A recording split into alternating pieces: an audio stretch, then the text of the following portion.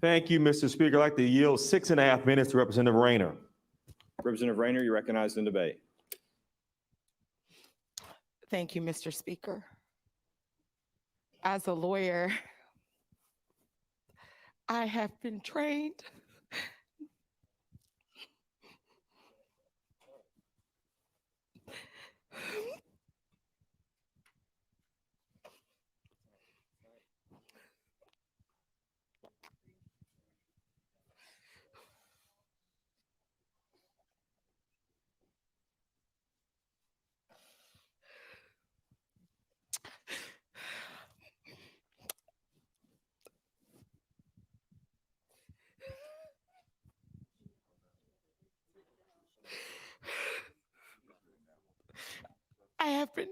not to have emotion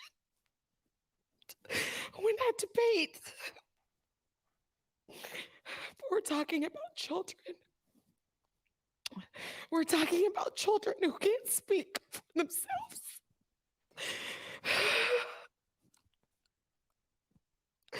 I have struggled with this bill. I have struggled to understand why this is necessary. I have struggled to contemplate with everything we have going on in our state. People have job loss. People are dying from COVID. That this is the bill. This is the bill. And I have struggled when we know the devastating impact this will have on children. Why this bill even got to the floor.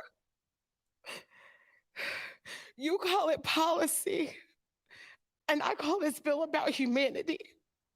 You cannot vote for this bill and say that you love God and say that you love people, and you're willing to put God's people, God's children, his babies, in a position that is untenable.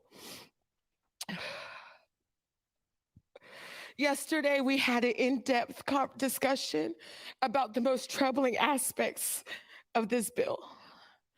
And members of the majority stayed silent. And please understand, as with HB 1, silence is complicity. Silence is approval, and your silence will be marked in history. And that is the kind of history that we will look back on ashamed. We talked about genital examinations. And I know for a fact if any member's child would be subjected to what this bill suggests, y'all would be raising sand. You would hire the best attorney and you would fight this bill. You know the harm, you know the danger. I have not heard a good answer.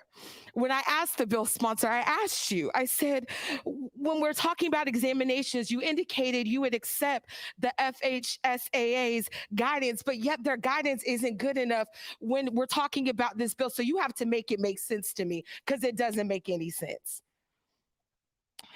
If we pass this bill in this House, please understand, we're legislating state-sanctioned sexual assault against children.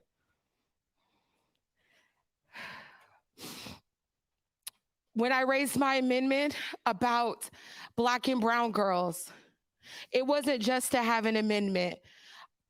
I talked about how Black trans girls, their lives often end in violence. They end in murder. They have a life expectancy of 34 years. And I was speaking of Brayla Stone at 17 years old, murdered, killed because she was trans. And yet with this bill is codifying into law the ability for academic settings in schools to be able to bully and to harm our most vulnerable children. Children are children, transgendered, cisgendered, and they deserve to be loved, supported, and honored for who they are. They deserve childhoods filled with joy and wonder. And I submit to you, our trans children deserve even more because they are our most vulnerable.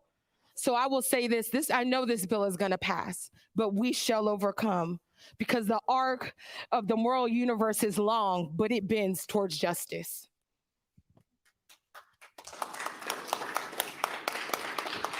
Representative Alexander, you're recognized.